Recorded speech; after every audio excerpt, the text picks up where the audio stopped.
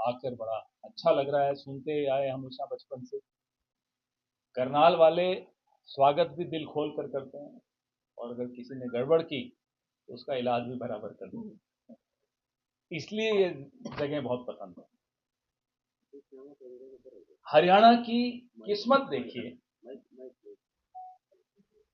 कि दो दो मुख्यमंत्री करनाल से आए पिछले 10 साल में।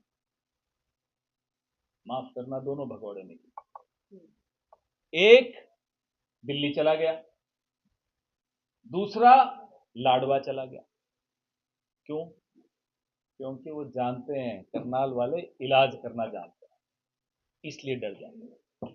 10 साल में आपने करनाल से आशीर्वाद लिया, समर्थन लिया, वोट लिया, प्यार लिया, सब कुछ मिला आपको करनाल से। आपने उसके बदले में क्या दिया? दिल्ली पास में ही है, कई व्यापारी मिलने आते हैं, वो बताते हैं जीएसटी की जो लूट हुई है उससे वो त्रस्त हैं, परेशान हैं, दुखी हैं। बेरोजगारी में हरियाणा नंबर 1 पे ले आए पूरे देश में। करनाल भी उससे कोई अछूता नहीं रहा। अभी थोड़े ही दिनों पहले राहुल जी आए थे, डंकी वाली जो समस्या है करनाल पे, उसका बहुत असर पड़ा है। कई परिवारों ने 30-30, 40-40 लाख रुपए गंवाए।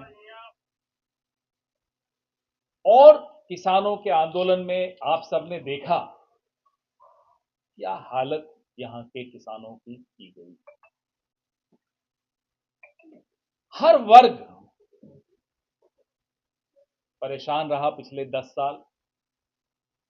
और कोई भी पार्टी जो सत्ता में हो, किस मुंह से वोट मांगने आती है जब आपने खुद अपना मुख्यमंत्री 9 साढ़े 9 साल में बदल दिया। उससे बड़ा रिपोर्ट कार्ड आपकी विफलताओं का और क्या हो सकता। आपने खुद मान लिया कि हमारा ये मुख्यमंत्री काम नहीं कर पाया, ब्रेक लगा दिया मनोहर पांडे। तो फिर अब किस मुंह से आप वोट मांगने आए? जब भी प्रधानमंत्री आते हैं या कोई और आता है, करनाल वालों को मुझे लगता है उनसे सवाल जरूर पूछना चाहिए। करनाल यमुनानगर रेलवे लाइन बन गई, फाइनल हो गई, क्यों नहीं खत्म हुई? पूछिए क्यों नहीं खत्म हुई। मैं तो जानता हूं, फिर भी पूछ रहा हूं। करनाल रेलवे स्टेशन का क्या हुआ? स्मार्ट सिटी का क्या हुआ? करनाल इतनी समस्याओं से जूझ रहा हो, मुख्यमंत्री यहीं का लाडला हो, यहीं का बेटा हो, उसके बाद करनाल को जूझना पड़े, तो सवाल बनता है और जवाब देना चाहिए प्रधानमंत्री। जब भी प्रधानमंत्री यहां प्रचार करने आए तो उनको कहिए अकेले मत आइए, अपने 4 मंत्री साथ में लाइए। खेल मंत्री, कृषि मंत्री, रक्षा मंत्री, और खट्टर साहब को तो ले ही आइए साथ में। खेल मंत्री माफी मांगे पहलवानों से, कृषि मंत्री माफी मांगे किसानों से, और रक्षा मंत्री माफी मांगे जवानों से। तीनों के साथ धोखा हुआ है, इसलिए इन तीनों से पहले माफी मांगिए, फिर वोट मांगने की हिम्मत कीजिए। उससे पहले वोट मांगने की हिम्मत आपको नहीं करनी चाहिए। हरियाणा ने पूरे देश का सर ऊंचा किया हर बार जब ओलंपिक में मेडल कमाने गए। आपने क्या किया? हरियाणा को 77 करोड़ दिया खेलों के लिए, गुजरात को 426 करोड़ दिया। पूछिए गुजरात से कितने मेडल आए, और पूछिए हरियाणा से कितने मेडल आते हैं। 5,000 जवान फौज में सालाना हरियाणा से भर्ती होते थे अग्निपथ आने से पहले। आज 225 जवान साल में फौज में भर्ती हो रहे हैं हरियाणा से। ये किया आपने जवानों के साथ। किसानों का मैं बार बार हर मंच से बोलता हूं, आपने खुद भुगता है, आपने खुद देखा। व्यापारियों का आप खुद जानते हैं क्या हालत है। उसके बाद भी अगर ये वोट मांगने आ रहे हैं तो मैं इसको बेशर्मी कहूंगा, उससे कम कुछ नहीं कहूंगा। दिल बड़ा होता है करनाल वालों का, लेकिन 10 साल भी बहुत दिए। जब 10 साल आपको दे दिए तो इससे ज्यादा उम्मीद मत करना कि करनाल वाले अब की आपको माफ करने वाले हैं। अब की करनाल माफ नहीं करेगा, मन बना लिया है करनाल। और जो 100 गज प्लॉट की स्कीम हो, 300 यूनिट बिजली हो, 6,000 बुजुर्गों की पेंशन हो, महिलाओं की पेंशन हो, 2 लाख नौकरियां हो, ये सब बातें लोगों को समझ में आ रही हैं। क्यों? क्योंकि ये बातें खड़गे साहब और राहुल गांधी जी के मुंह से निकली हुई बात है, जो पत्थर की लकीर हो जाए। मैं राजस्थान का हूं, पड़ोस का ही राज्य है। चिरंजीवी योजना 25 लाख रुपए का इलाज मुफ्त, एक ऐसी योजना है जिसकी तारीफ वो अपने अलावा किसी और की तारीफ नहीं करते, लेकिन उन्होंने भी कर दी थी। आप समझ गए किसकी बात कर रहा हूं। 56 इंच की उनका सीना, सब तारीफ करते हैं उसकी। वो स्कीम हरियाणा में भी लाई जाएगी।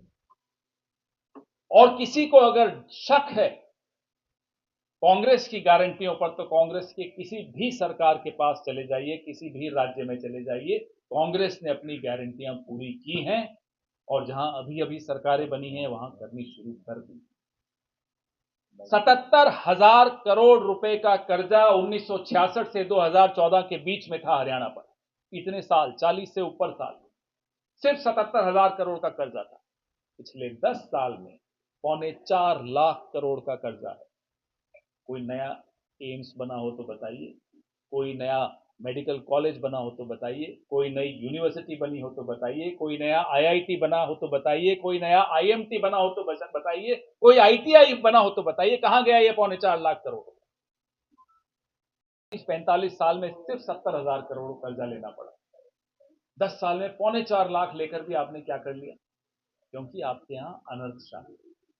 सर बीजेपी बार बार आरोप लगा रही है कि कांग्रेस पार्टी बेमौसमी बरसात हुई है और ओबीसी समाज के लोगों का आरक्षण खत्म करना चाहती है। वो कहते हैं हम आरक्षण खत्म नहीं होने। मुझे बताइए, ओबीसी आरक्षण पे सबसे बड़ा हमला किसने किया? बीजेपी ने किया। जब आपने क्रीमी लेयर का अमाउंट बदल दिया, उससे हमला तो ओबीसी आरक्षण पर ही हुआ। आरक्षण के खिलाफ भारतीय जनता पार्टी खुलकर षड्यंत्र करती है। मोहन भागवत जी कई बार खुद बोल चुके हैं आरक्षण के खिलाफ, और हम तो उनको चुनौती देते हैं। 50% की सीमा भी हटाइए, हम तैयार हैं। खेड़ा साहब, बेमौसमी बरसात हुई है 3 दिन से और धान की फसल को काफी नुकसान हुआ है। बिल्कुल, ये बात हमारे संज्ञान में किसान भी लाए, हमारे यहाँ के स्थानीय वर्कर और नेता भी लाए हैं। और हमारी सरकार बनते ही जो मुआवजा कानून के हिसाब से इनका बनता है, तुरंत उनको दिया जाएगा। आपकी सरकार बनते ही मुख्यमंत्री कौन होगा? हमारे यहाँ एक व्यवस्था है, प्रक्रिया है कि जो विधायक दल होता है वो राय मशविरा करके अपनी सलाह नेतृत्व को बताता है, केंद्रीय नेतृत्व, और केंद्रीय नेतृत्व उस सलाह के हिसाब से मुख्यमंत्री चुनता है। सर, आपके द्वारा एक प्रेस कॉन्फ्रेंस की गई थी, उसमें कहा गया था कि मनोहर लाल खट्टर आपके दरवाजे खटखटा रहे कांग्रेस में आने के लिए। मनोहर लाल जी जब करनाल है, उनसे पूछा गया तो उन्होंने बोला मेरे इतने माड़े दिन नहीं आए कि मैं कांग्रेस में ज्वाइन करूंगा। क्या कहेंगे सर? यहीं के इसी सूबे का एक बहुत बड़ा नेता है कांग्रेस का, वक्त पे वो भी बताएंगे आपको किसके थ्रू क्या इशारे किए, क्या संदेशे भेजे। अब वो अपनी पार्टी पे दबाव बनाने के लिए किया, लोकसभा की टिकट मिल गई, फिर मंत्री बन गए। हो सकता है हमारे कंधे पे रखी हो बंदूक, निशाने पे मोदी जी हो, हमें नहीं मालूम। मेरा जी, आपको लगता नहीं जनता को धोखा देती राजनीतिक पार्टी कभी कूद के भाजपा में चले जाते हैं नेता? अलग अलग परिस्थितियां होती हैं, कूद कर कांग्रेस में आते हैं। परिस्थितियां होती हैं। ऐसे लोगों पर क्या करना चाहिए? ऐसे नेता जो हैं सबको आप एक ही नियम से नहीं देख सकते, अलग अलग परिस्थितियां होती आपके क्या नियम है? आपके जो मैं वही आपको कह रहा हूँ, हर केस का अलग परिस्थिति होती है। उस परिस्थिति पर विश्लेषण करिए, फिर बात करें। 6 साल तक आपका एक कैंडिडेट कांग्रेस से निष्कासित रहा, उसको टिकट मिल गया। तो अगर जीतने की स्थिति में हो, या लोकल वर्कर्स की मांग हो, या और कई परिस्थिति हो, तब लिया होगा। ऐसे हमारे यहाँ नहीं लिया जाता जब तक की कोई परिस्थिति नहीं। सर, पोर्टल व्यवस्था बंद करने की बात आ रही है, कौन सी जो हरियाणा में पोर्टल कर रहे हैं।